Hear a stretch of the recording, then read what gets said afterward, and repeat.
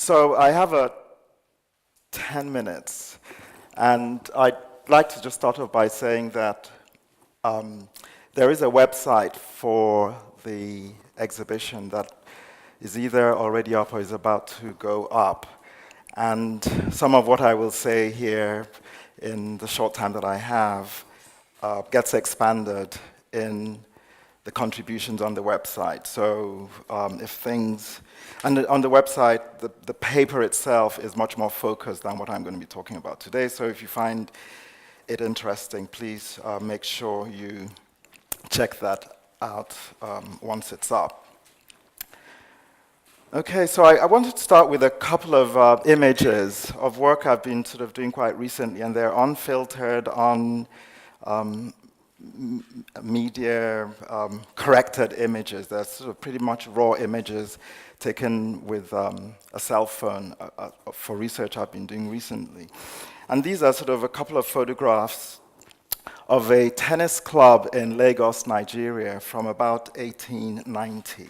Sort of images that are quite, I think, striking if one sort of juxtaposes it with European images of the same period.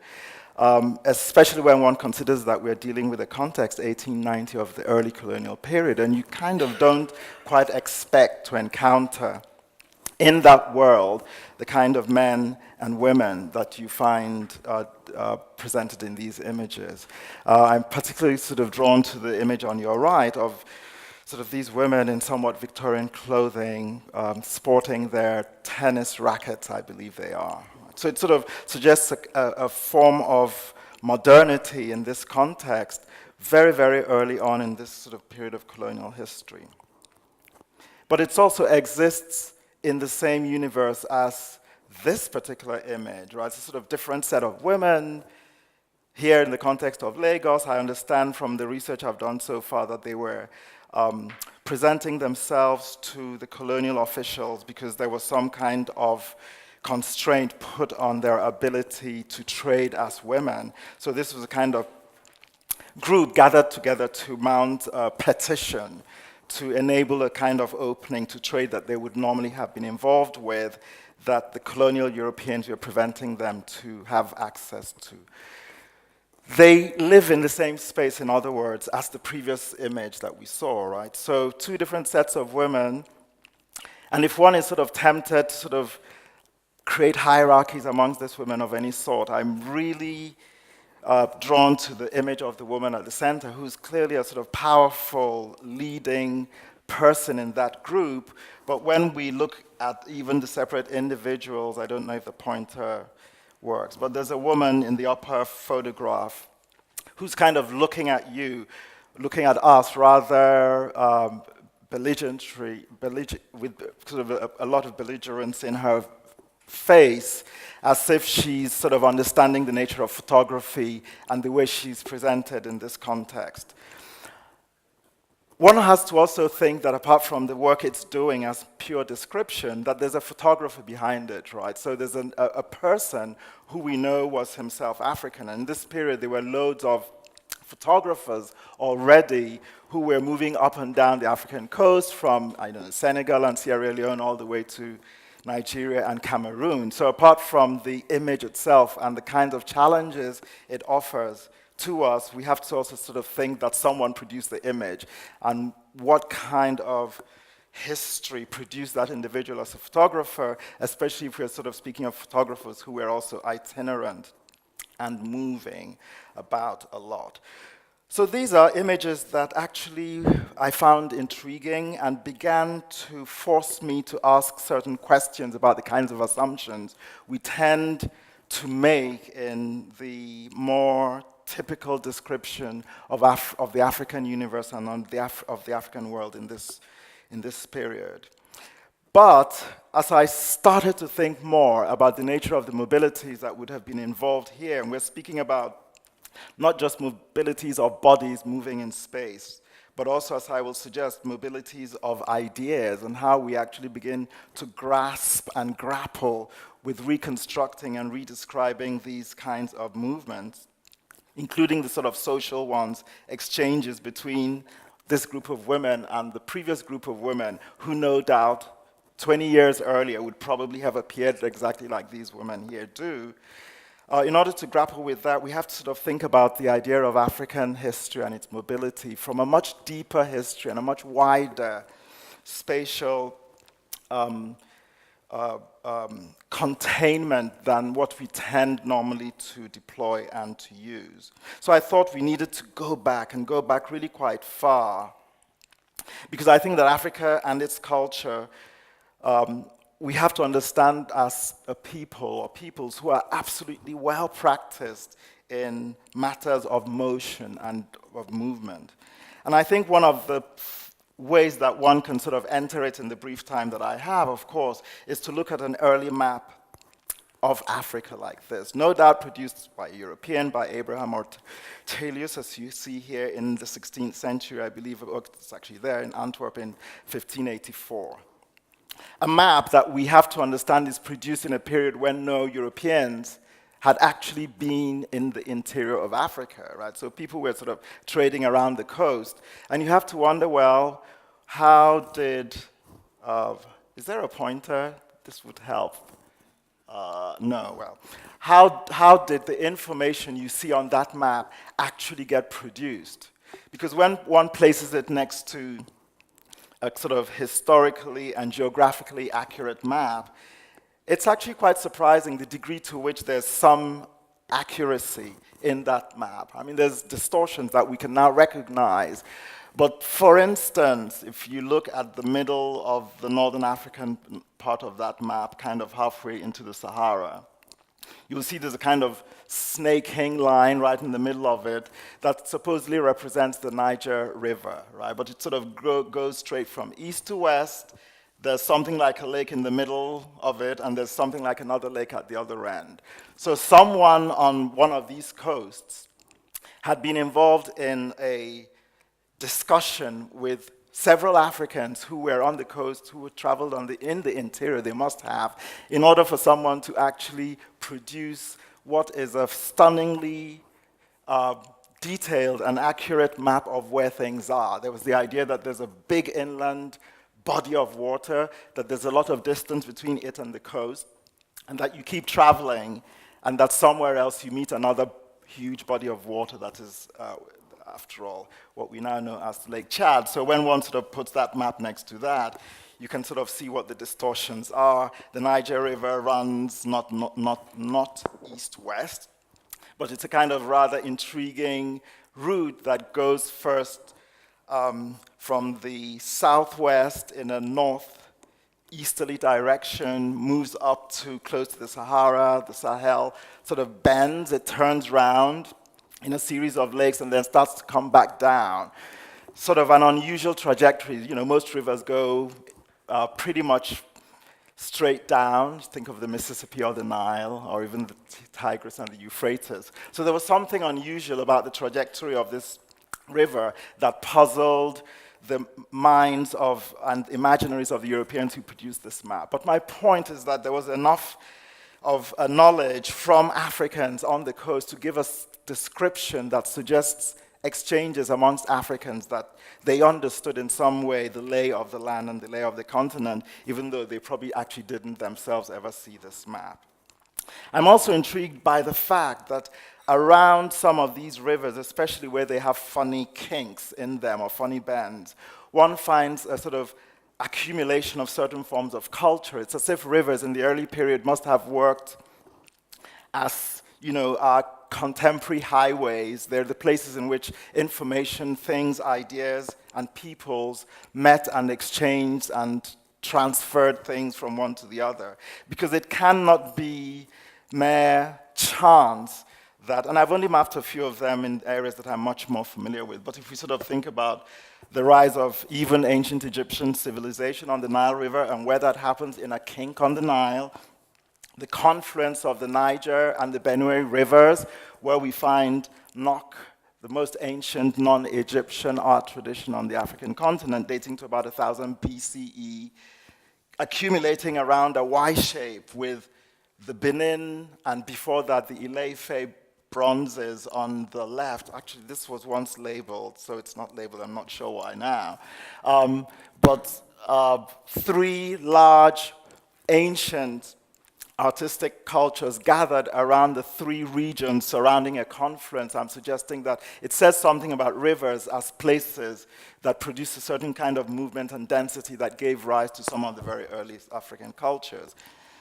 And of course, the Niger Bend itself right at the top with Timbuktu on one side and Djenné on the other, two rather old African cities dating back to the 9th and 10th century.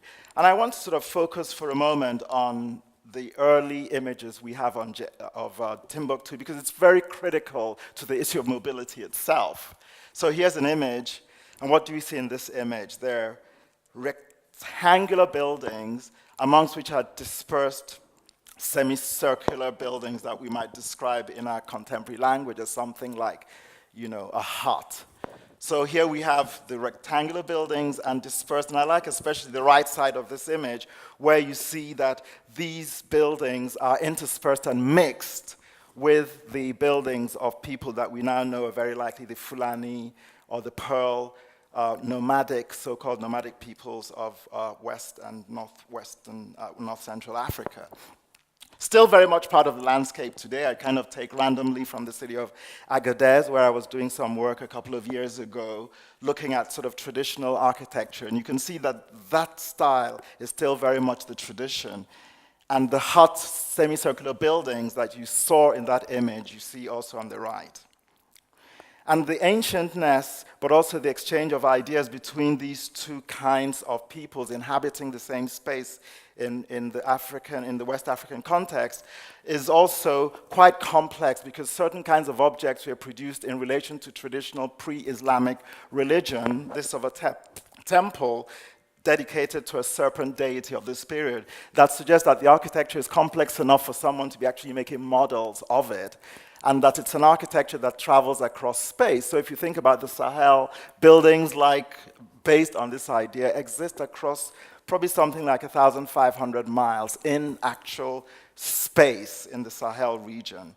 So that it suggests there's a kind of movement of ideas in this zone that we need to pay attention to and recognize, therefore, that there's an ancient history of movements and sharing of ideas in this context. So here's the detail again. I think what I find particularly useful for us to think of, especially in relation to what does African mobilities and its acceptance in a way of a mixture like this in a single urban space, right? Nomads and their lifestyles interwoven with people building, solid masonry buildings and coexisting in the same space. Might it have anything to sort of teach us in our contemporary world?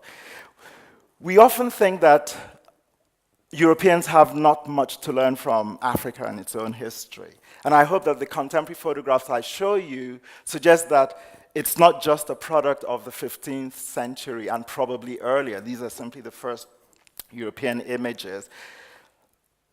But that it's also very, very relevant today in the sense that in many African contexts, we have urbanism in which nomadism exists together. So the idea of the mobile and the immobile actually exist within the same space and rather happily.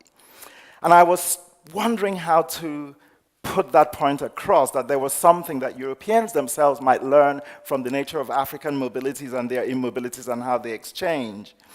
And I came across, rather shockingly, a website from the town that I grew up in England, Grace Thurrock. And what is it?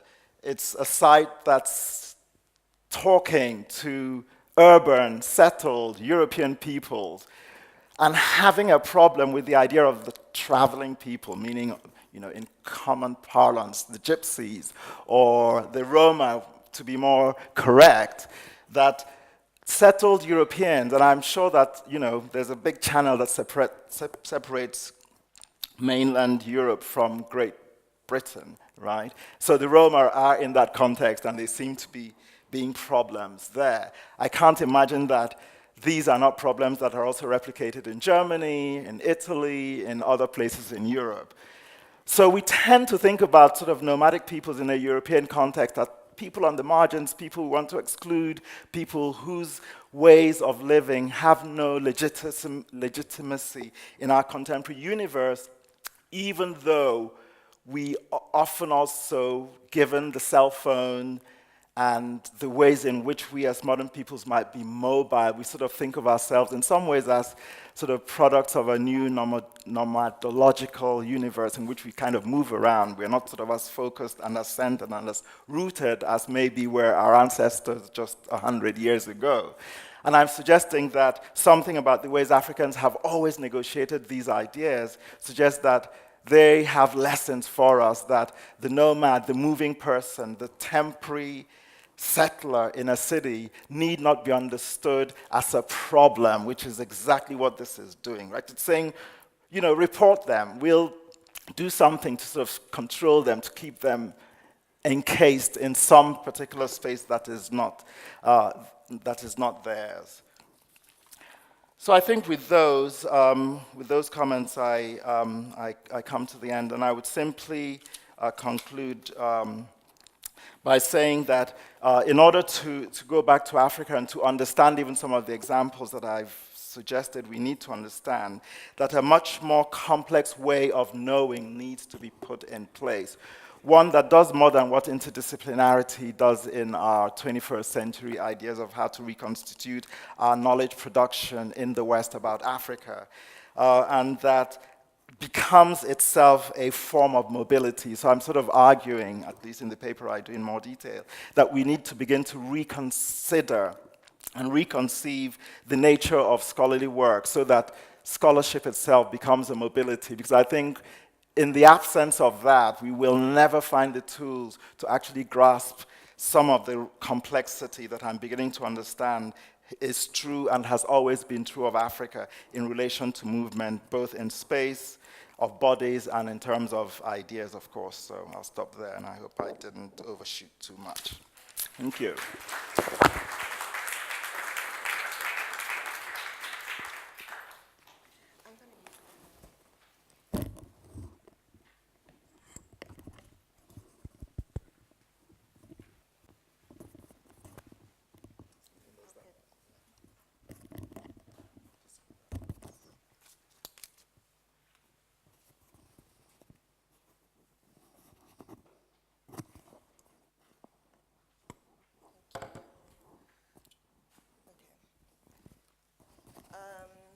Thank you very much, Ikem.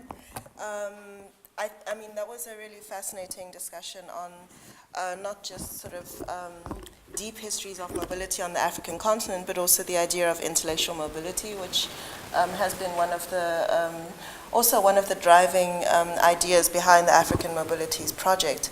And I think that it's quite fitting to have Global Africa Lab as our next set of contributors to the conversation, precisely because both Professor Mabel Wilson and Mario Gooden, who make up Global Africa Lab, are very interested in how to use design methods and research aided by new technologies in order to explore the spatial topologies of the African continent and the diaspora, which is another kind of mobility too. So Global Africa Lab's innovative research and pedagogical agenda examines how the unique political histories and contemporary forces of globalization shape the architecture, urbanism, culture, and ecologies of both Africa and the diaspora. So please join me in welcoming Mario Gooden and Mabel Wilson, who make up 2/3 of Global Africa Lab.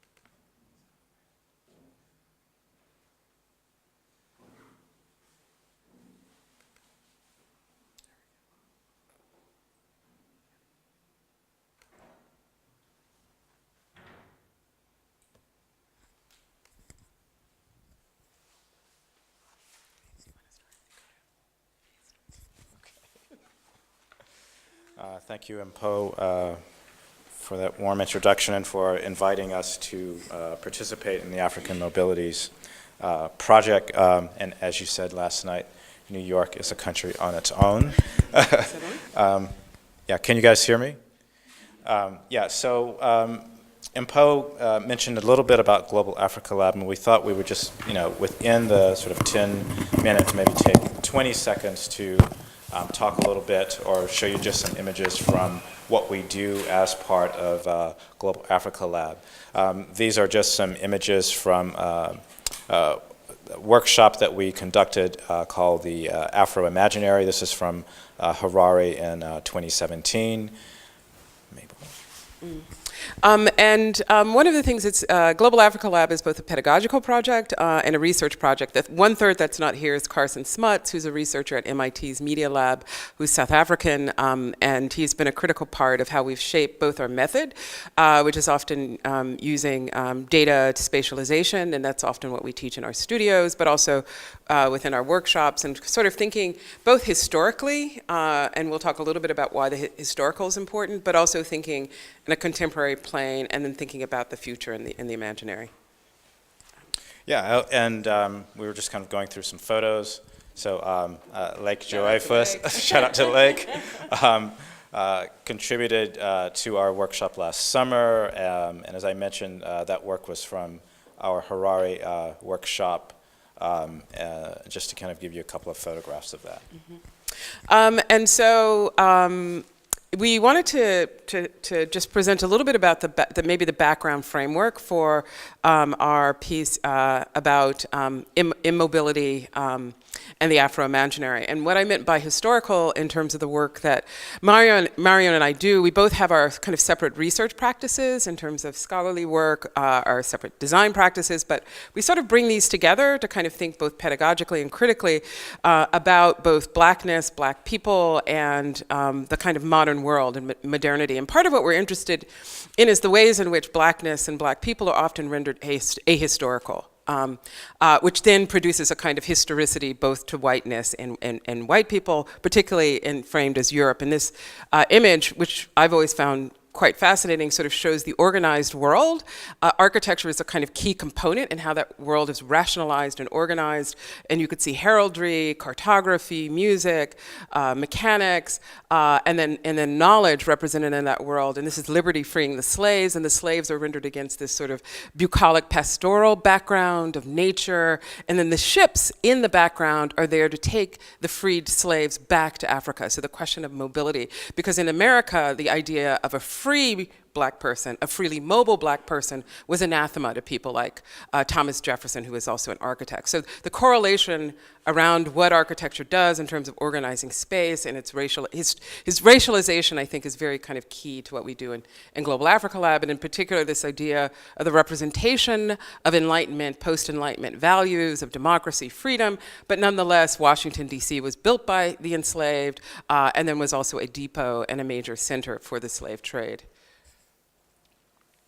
And so we think about the kind of legacy of that in terms of the sort of post-emancipation period, particularly in civil rights, and still the ways in which space and architecture fundamentally work to segregate European bodies, and I love Denise De Silva's term, Europe's others, in a way. And so for us, sort of thinking about that diasporically, particularly within the United States, has been critical. Yeah, and so then sort of moving on to begin thinking about the relationship between mobility and resistance. This is one of the first student sit-ins during the civil rights movement in the United States, which took place in Greensboro, North Carolina, for students who were members of the Student Nonviolent Coordinating Committee. And what's remarkable about this image, this is during the Jim Crow era, of course, when blacks were not allowed to sit at lunch counters in department stores such as Crest Department Store or Woolworth's Department Store. And what was, or Starbucks. But what's interesting about this, as Cornell West points out, is that these were ordinary people reacting to the radical contingencies of everyday life and taking radical action. And as Michel Foucault has written, liberty is a practice. So we see this sort of the students are enacting a practice, not necessarily knowing what would happen to them, but enacting this practice and forming a kind of resistance to the Jim Crow era. And so our project started to sort of think about the ways in which this kind of question of mobility and movement, free movement through the cities, through space, but also the absolute opposite, the kind of immobility and the containment of mobility sort of plays itself out across the larger landscape, in particular where we are in New York City. And we started to sort of think about this sort of paradoxical situation, particularly in the 1950s, in which you had massive urban renewal projects. And one of the mechanisms was to run freeways connecting often white suburbs back to cities, and these were often cut through the poor neighborhoods, which were often black and brown people, right, the poor. And so we were interested in the ways in which this highway construction actually cut through significant neighborhoods within New York City. Yes, and and this was happening at the same time, as the student protest during the civil rights movement. However, and this is a really sort of interesting image of the Cross Bronx Expressway going through the upper part of Manhattan into the Bronx, which presents this kind of idea as it's a kind of verdant sort of landscape, if you will, right? However, the reality of it is such that it involved sort of mass destruction. So you can begin to kind of glimpse the sort of fabric that was on the left and the fabric on the right, and what must have been demolished in between to make this path for the Cross Bronx Expressway. And in New York City, Robert Moses was the agent, or the change agent, and talked about ideas of beautification. Slum clearance was important, and this is a post or a letter. Mr. Mayor, displace Commissioner Moses and not families, and really, it was amazing sort of how woke this was, because it really outlines exactly what was at stake and what people felt was, and as James Baldwin described it, it wasn't urban renewal, it was Negro removal. So in the same way that blacks were placed into these communities, often at very high rent, so there was profit being made, then at the same time, these horrible conditions were also seen as blight, and then in need of removal. And so architects and planners were keenly a part of imagining and envisioning precisely what that new landscape would be rendered. Yeah, one of the sort of most radical proposals was called the Cross Manhattan sort of artery. Those of you who sort of know New York, so this would be right along Canal Street. And as Mabel said, architects and planners were engaged in this. So Paul Rudolph, sort of very famous modernist architect, this is his design for the Lower Manhattan Expressway. And I'm just going to sort of go quickly here, just kind of to show you some of the model and some of the renderings. And so one can imagine, radically how this would have changed Manhattan, essentially sort of bifurcating Lower Manhattan and Midtown. Yeah, and then you could imagine at that moment, Lower Manhattan was also, again, it was immigrant. You had a lot of immigrants coming from the Caribbean, Puerto Rico, Dominican Republic, and African Americans living in that community. So it would have been a line between Lower Manhattan and Upper Manhattan as well. And so we began to become interested also in the ways in which historically protests have also taken it to the streets, and that mobility, the ability to take over public space, particularly under the Jim Crow era, was critical, as in the marching across the Edmund Pettus Bridge in Selma, Alabama, in which protesters were met with violence, tear gas, and there was actually life lost in that moment. And linking that to the Black Lives Matter protest precisely in a strategic way in which the streets and even these same arteries were taken over, and that starts with the out of the murders of black men, women, and children around the United States by police officers and often white vigilantes, and it becomes a kind of global movement of protest. Lasting, particularly in New York, on the sort of eve of Eric Gardner's murder, for a number of nights. This just gives you some geotags from November 23rd through the 5th of December. And then sort of quickly here, over a kind of 1 week period, and you'll see some more elaboration of this in the exhibition in the museum. Protest and the ways in which those protests were engaged in taking over some of these arteries, such as the West Side Highway. You see the orange one there on December 4th, and this would have been the path of the Lower Manhattan Expressway.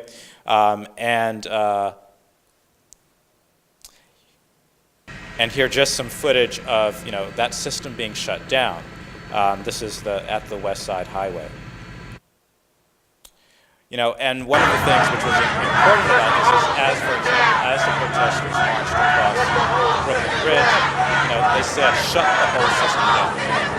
So there was sort of clear awareness and intent. This was not just about the protest of Eric Garner, but this was about the kind of larger system, neoliberal system in terms of displacement, of people, the capitalist system, what have you. Yeah, and that sense of movement, the ways in which New York is a kind of global hub of neoliberal capital, and the fact that those arteries that were built in all the way through the 20th century were precisely about moving goods, people, intellectual property across the region, but also globally, and the ways in which these protests actually took over precisely those same arteries. And then, what we're interested in as well is that this isn't a contemporary condition, but this is also a historical one that has to do with the colonial project into Africa, Asia, and also the New World. And so this idea of the ways in which public space is sort of a dead space in that context, that certain lives don't matter and don't thrive in public. So the die-in then becomes a kind of static appropriation of that condition.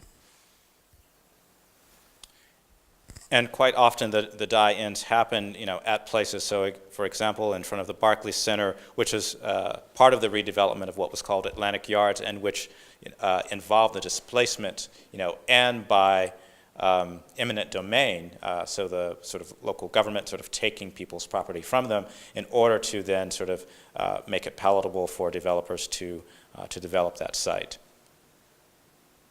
Yeah. And so our piece in the show really brings together these two histories, one of the arterial displacement, the ways in which people were moved, and then this question of movement and resistance, and sort of trying to map those two together. And so we just wanted to talk a little bit about our exchange, because that was a critical project. We held this back in February with a group of students, not just from Columbia University, but from other schools, City College, Pratt. New York, Berkeley, someone from Berkeley actually came as well. And it was a very lively, there were planners, historic preservation people, architects, historians, environmental psychology, and it was a very interesting and dynamic day in which we presented the historical work, had a conversation, and then did a series of sort of reconstructing or reimagining the city.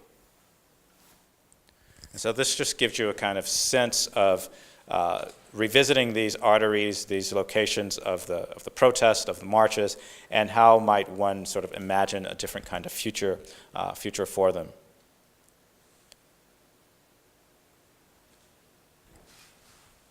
So I think that's it. We are out of time. Thank you.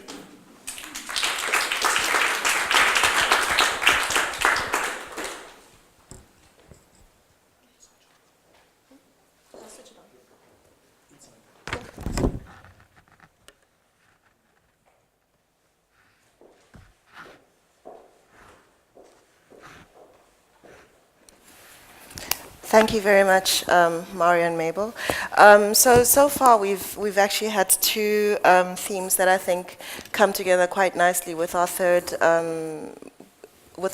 presentation, which is given by Lawal and Jeyifous, who met for the first time in Lagos last year through Lagos Exchange in person, in real time, whereas they actually had an online relationship that preceded their encounter in Lagos. But what I thought is really interesting, and we can get into this in the group discussion, is the idea of the historical and the way in which histories remain sedimented in the ways that people inhabit and navigate spaces where they live, but also thinking about connections between places that would not normally be considered linked. And I think that the discussion of the work that Wale and Lakan have done in Lagos bring these two different dimensions of the historical and the contemporary and racialized or othered bodies in the city together quite nicely. So there are extended bios in the brochure that's available on the entrance table, but just by way of a very brief introduction, I would say that Wale Lawal is a Lagos-based management consultant and writer, and that his most recent writing is due to appear in Lagos Noir, and forthcoming anthology edited by the PEN Award-winning author Chris Abani. Wale is also the founder and editor-in-chief of the Nigerian and African Affairs journal, The Republic. He tweets as Wale Lawal, and he's also about to become a graduate student at Cambridge University. Oxford, I beg your pardon, Oxford. And second, but certainly not least, Olalekan Jeyifous is a Nigerian-born, Brooklyn-based artist and designer who in 2000 received a bachelor's degree in architecture from Cornell University, where his primary focus was experimentation with application of various computer software in the creation of art, design, and architecture.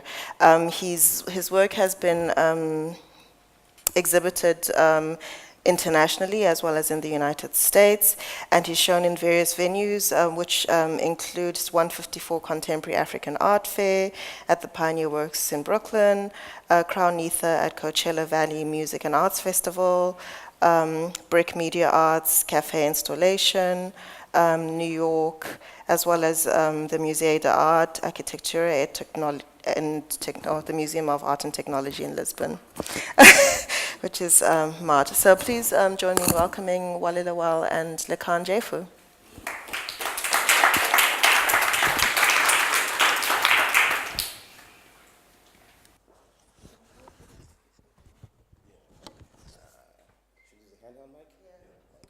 One, two, 1, 2. It's on? All right, good. Thank you very much for coming out this morning. Thank you, Mpo, and of course to you. So we're going to show the last of our Mad Horse Cities animation. It's called Dreamscape. And so Mad Horse City is a collaboration between myself and Wale. So I had this project called Shanty Megastructures for Lagos, Nigeria, where I looked at sort of communities like Makoko and kind of took the sort of organizational and typology language of these communities and then scaled them up to a sort of this colossal, large megastructures that would then be placed throughout privileged sites throughout Lagos, Nigeria. The point being to say that, you know, these marginalized communities have visibility and presence and prominence in a particular sort of future reimagining of not only Lagos, but pretty much the world. The idea that, you know, that Africans will be in the future and exist in the future and can be part of this kind of imagination and kind of world building and recreating. So that was a backdrop for that.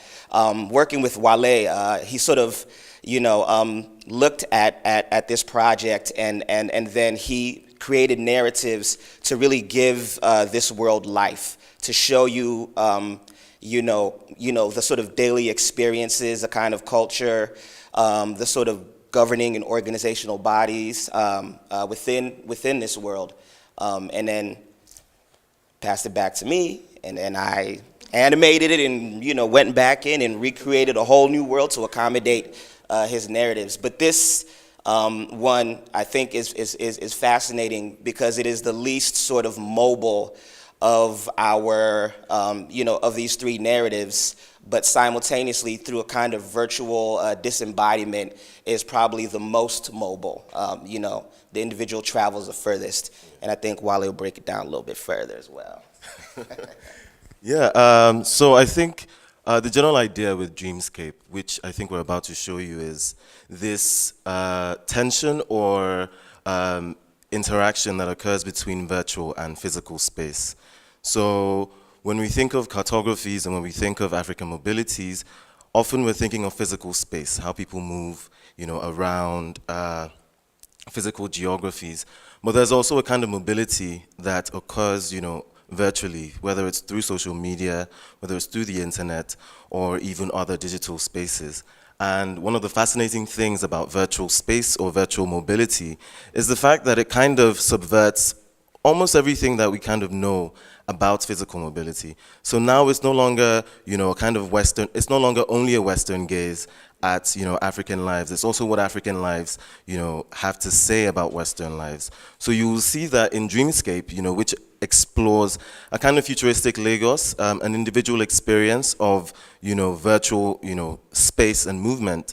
What you will see is how other virtual movements, how other Western virtual movements or virtual movements that are not necessarily local to the individual, affect even the mental psyche of that person. So how does my seeing, how people are living on Instagram, in America, or witnessing protests, through Twitter, affect my own understanding of my own, space, or my own even mental space if I'm in Lagos, for example, or if I'm in Nigeria. So that's one of the things that Dreamscape, explores. But generally, we're looking at, class-based structures in a kind of futuristic Lagos. Lagos is a very, classist society, even though we don't like to say it ourselves, but it is.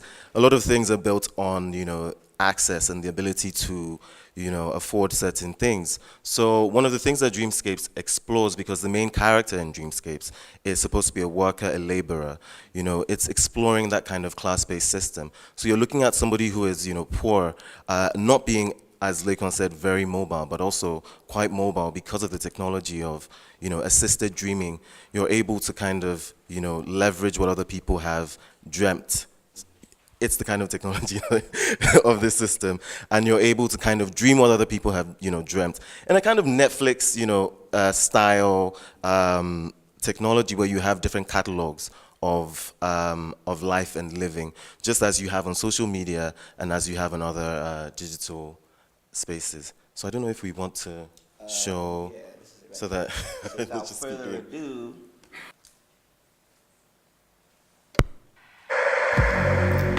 in the last 10 minutes of Shekoni Gomez's life, he wished most of all to die a new man. It was evening in his studio apartment in München, which he hated, for this part of Lagos was noisy, with the horns of vehicles outside. Though his room was noticeably small and decrepit, the room was the only thing in his life capable of bringing him joy.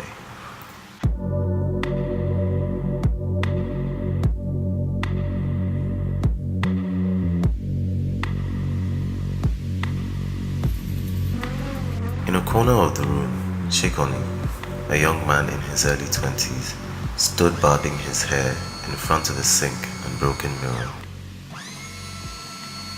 He was finishing up on his shape-up when he began to wonder what would be the smoothest way to die.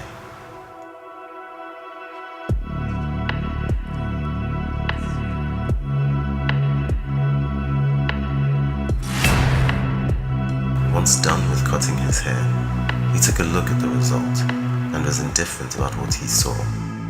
In the mirror, he was unsmiling, hardened, not much older than he was.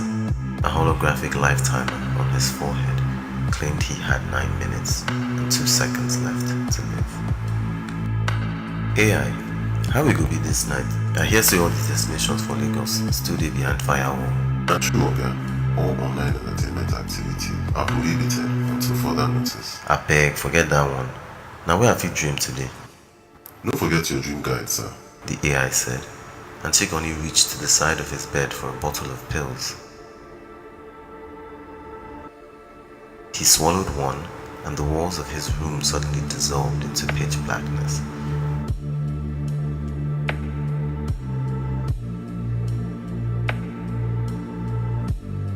According to the life timer on his forehead, Sheikh only had 7 minutes and 48 seconds left to live.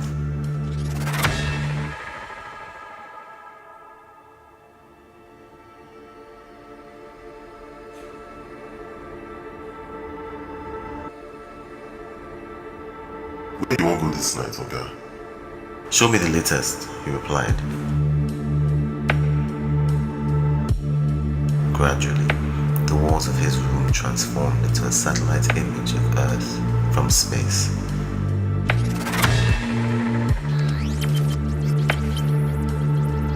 User not allowed, the screen read. Guy, use proxy bypass.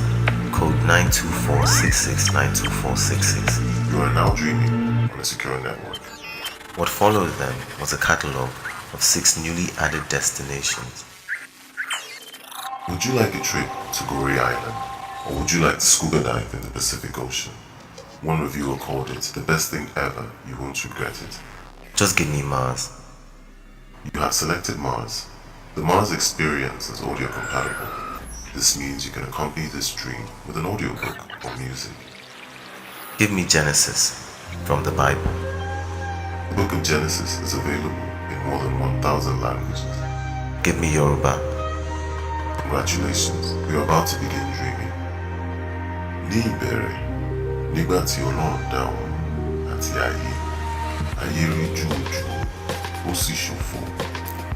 Omi gbó gbogbo ayé, gbogbo rẹ̀. The AI's reading soothes Chikon, who like many in this world, lived in another person's borrowed time. The Shikonis of this world were laborers born to repay the debts of their fathers, sold as ideas before they were born. Dreams helped them to cope, and to them, there was nothing kinder than assisted dreaming. The dream guide he had swallowed allowed him a vision of space, and what stars and distant galaxies he saw, the walls reflected. By the time he arrived in the red soils of Mars, he was fast asleep.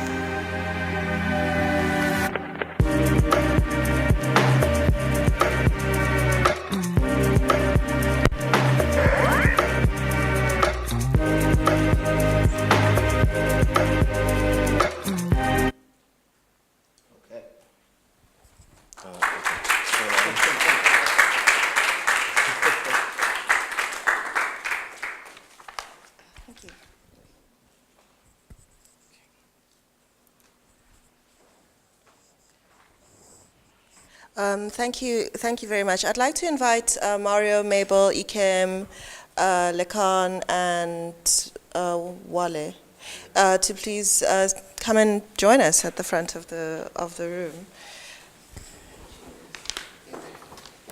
We need one more chair.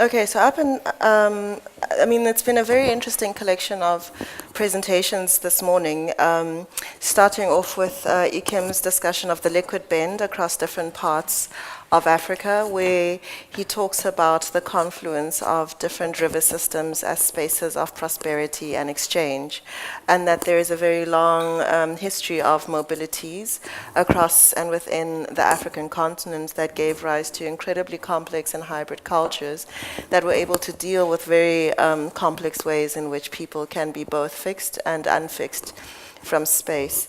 Whereas Global Africa Lab and Mad Horse City Dreamscape is a shift in really thinking about the relationship between racialized bodies and classed bodies, and the ways in which cities enact certain kinds of immobility towards those people, and how that gives rise to different kinds of imaginaries for freedom.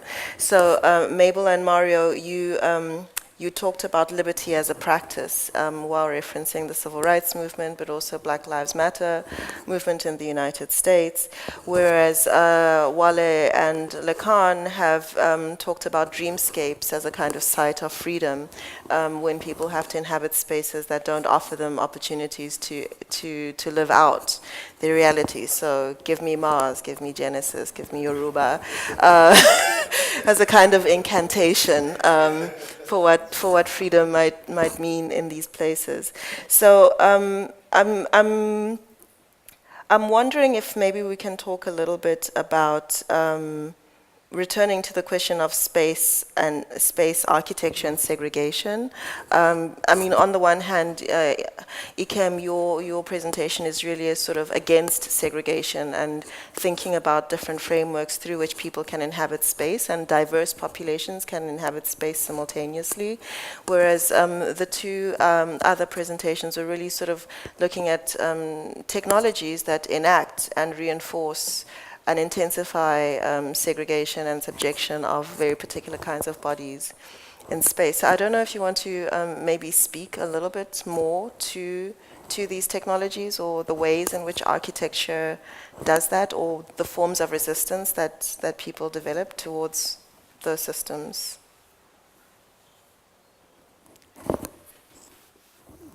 Just speaking on, the technologies, I think that even though like Dreamscapes is it's set in 2115, it's a kind of, and explores how technology fuels kinds of segregation and separation. I think it's nothing that we aren't experiencing now. I think there's a fantastic essay by Zadie Smith, which is called On Optimism and Despair, where she talks about Western liberalism and how, even with Western liberalism at, its peak, you could still have, Brexit happening, and of course you could still have a Trump government.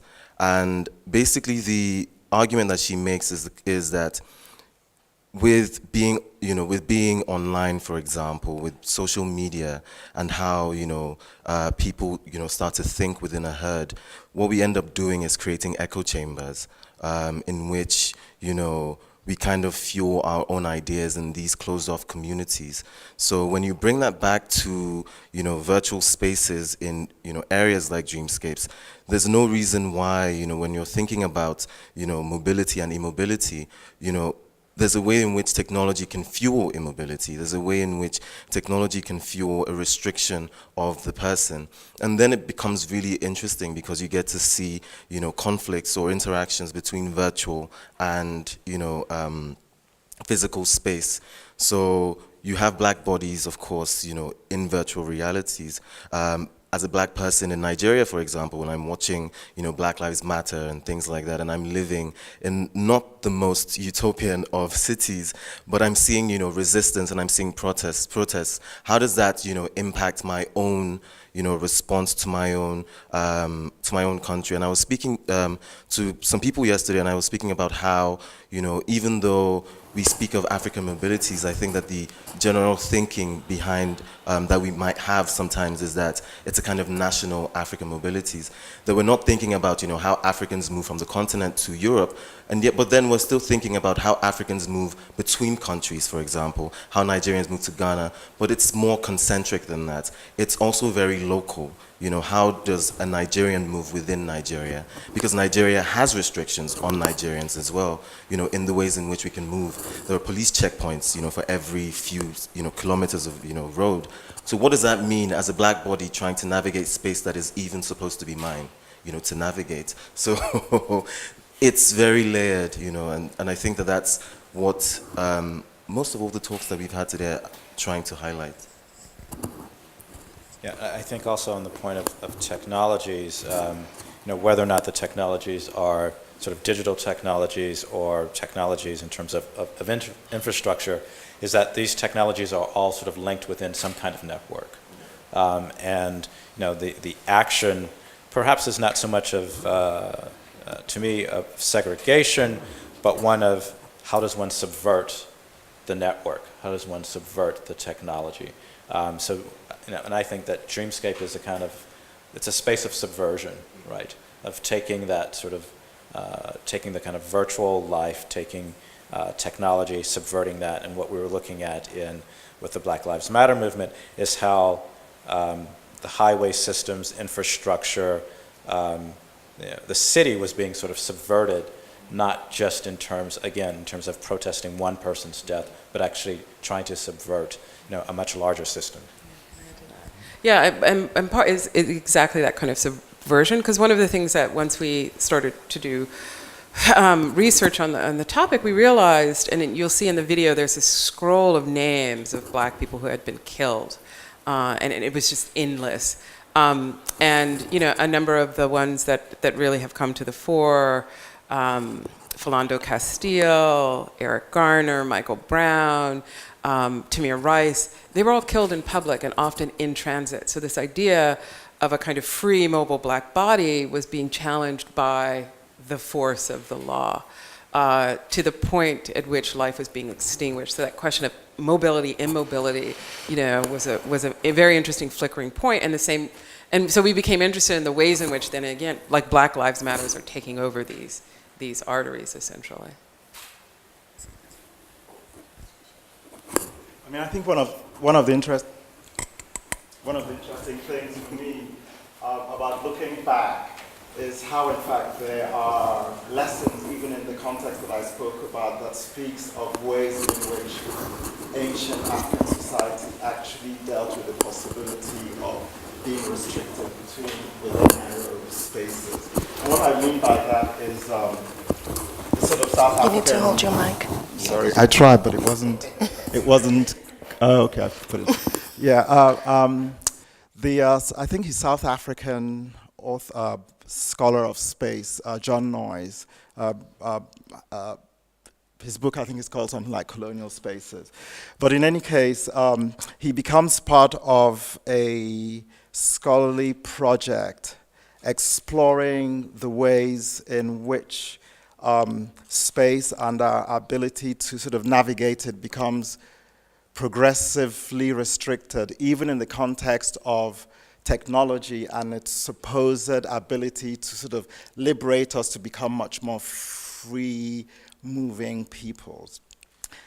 So sort of in the early periods of even these technologies, there was a promise, if you like, that, and that's why I mentioned the cell phone, right? There was a possibility of occupying more than one space simultaneously, even occupying more than one identity. And I think what we've sort of observed over time is how the state has worked to actually close down the liberative possibilities that technology seemed to once offer when it was sort of brand new. In these African contexts that you might think is heavily determined by ethnicity, for instance. So the guys in the huts, we might regard them as one ethnic group, the Fulani people or the Pearl people, and those occupying the stable brick buildings are definitely not the Fulani, we would assume. But Jean-Luc Pamsel, I believe he's Malian-French anthropologist scholar, has shown that actually the identity Fulani is one that people slip into and out of, right? That those identities are identities that people negotiate and claim or disclaim depending on its own context. And I think that occurs even in the context of Lagos with those images that I'd suggested, where people from other ethnic groups, even Yoruba people who are not from Lagos, slip into the idea of Lagosness and occupy that position every bit as much as they're able to occupy other positions depending on context. And what may need to occur in relation to technology is some way of reclaiming the possibility of the kinds of slippages and exchanges and multiple occupations at the same time that I think technology once promised, and that it seems to have progressively become something eluding us in our present. We're about to run out of time, so I would like to suggest that maybe we open it up to the floor if anybody has any questions. Or Mabel, you look like you really wanted to say I just something. wanted to comment on it. Just one little part of Ikem and sort of related. No, I noticed, it was interesting in the map that you showed, Ikem, that on the edge you could actually see the coast of Brazil. at that, so at that moment there was already a kind of new world colonial, which I just thought was fascinating, and the role of cartography in kind of creating that world in the mind of the European, which also presumed literacy, and back to the question of the liberal subject, that was critical to have that, but it was always assuming that precisely those black subjects within Africa and then with the diaspora did not have their own cartographic sensibilities, which were also in their imagining. And because that's absent from that kind of register, it's just assumed it didn't happen. So there's no history of it. And that's what I think is interesting about the video Dreamscape, is that it talks about, the role of the imagination as creating other kinds of cartographies and ways of understanding the world. And I think, just like the way in which subversive, the Haitian Revolution was a kind of event that then gets completely eliminated from the history of, the revolutionary liberatory moment, where black people imagine, they just like, why are we slaves? We should be free, if that's what the rhetoric is, right? So there's another kind of cartography and imagination that's critical. Okay, we have about 5 minutes left on this panel, so if there are any questions from the floor, this would be a good time to take them, or comments. Go. It's a question. I have a large voice, so I do.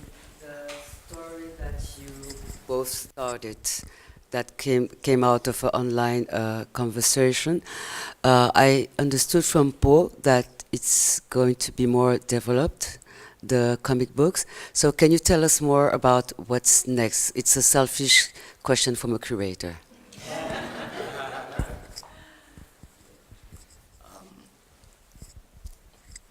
Yeah, so we have, these are just the first 3 kind of vignettes and glimpses into this world. There were originally 4 that explore, multiple kind of engagements that occur within these spaces. So the 4th one was Tramway, and it kind of dealt with what you see very much now in sort of Lagos, and also relates to sort of navigating through the city, and taking bribes and extending bribes in order to be able to continue on with your journey. So we're exploring a lot of contemporary issues, and projecting them into the future. They're both simultaneously very familiar, but also have a kind of edge, sort of futuristic reimagining of these things that are very present kind of issues. So we're going to continue to look at the entire breadth of this world, and focus very specifically on any number of things. We explore a little bit about religion in the second moment, as well as kind of, again, mobility and access, and who kind of owns, spaces, and how individuals can navigate. The interesting thing in creating the sort of Shanty megastructures world was then when I gave it over, to Wale, there became even more kind of class distinctions and even more marginalized communities that occurred within the original sort of idea behind it, So it's becoming far more layered and more nuanced. And even in Dreamscape, I don't know if it was apparent, but the Dreamscape is actually even kind of a hacked system.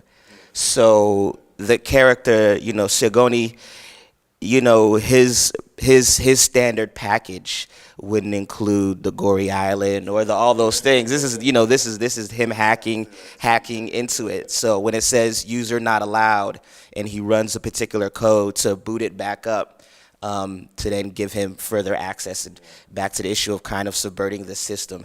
So we're just trying to, yeah, exactly.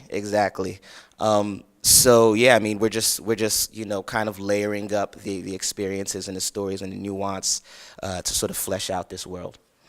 Yeah.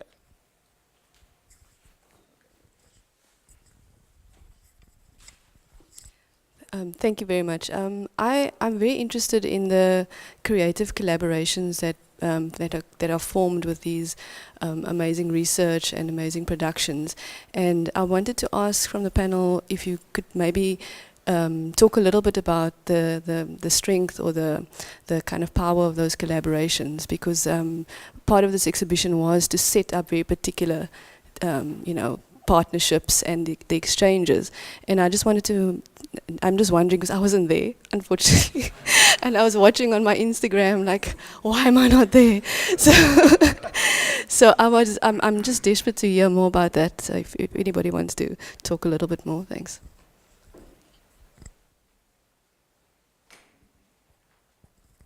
For me, this was, honestly, it was a mind-blowing opportunity and platform. I mean, like Mpo said, I'd already messaged, because I'd seen Lekan's work, I think for 2014, 2015, and I sent this long email that was probably, probably like a mini essay on why, his vision of Lagos was really important, because Lagos has been going through some, immense transformation, and I didn't think anyone was, discussing that, recording that, or, exploring that. So, with the African Mobilities, program, the Lagos Exchange, for example, we got to even visit sites that I'd always, had in mind to visit, but then could never actually find the reason why, any reason to go. One of these places was Makoko, for example. It was my first time there, even though I'd possibly read almost everything that's been written on the place, or, I'd always seen it on the bridge, but I just didn't have a reason to go there, because it's a closed community, and it's people's community at the end of the day, right? But then this is such, it was such a necessary part of, the Lagos Exchange. I didn't think, if you're coming to Lagos to look at how people interact with spaces and communities, Makoko was a place to go. So this kind of gave a reason to go there. It also gave it some kind of grounding, a kind of purpose as well. So it was a very, very important, it was a very important partnership. I think it was also very value-adding, even for the people who attended the workshop, just even my own frame of thinking about Lagos as well, and kind of contextualizing it into into a kind of Pan-African discussion of African mobilities.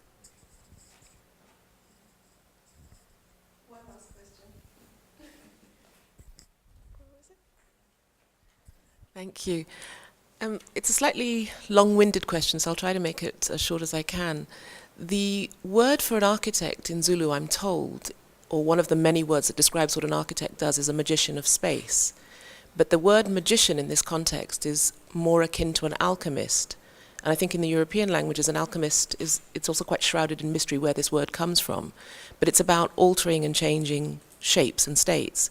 And when I think about most Africans, I don't think there's a single African I know who does not speak more than one language. So this issue of translation and transmutation and transformation is really embedded in the psyche. And so on the one hand, there's a kind of architectural practice that's all about transformation, translation, transmutation. But architecture's innate character, I think, is the opposite. It's to fix and to root. And I just wonder if the panel find this tension between a kind of creative desire that wants to be free of its roots and a discipline that wants to root it. I wonder if you find that productive. I'm going to suggest that that we continue this. I think it's an important question, and I think it returns us to the discussion of Timbuktu and these hybrid settlements and multiple communities moving in and out. However, I'm going to have to invite us to please have this conversation over coffee while we move on to the next panel, and to continue the conversation even further at the jam session later on in the afternoon. Thank you for the great question, Leslie. Unfortunately, we've run out of time to keep talking, but please do it over coffee while we take a 10-15 minute break. Thanks.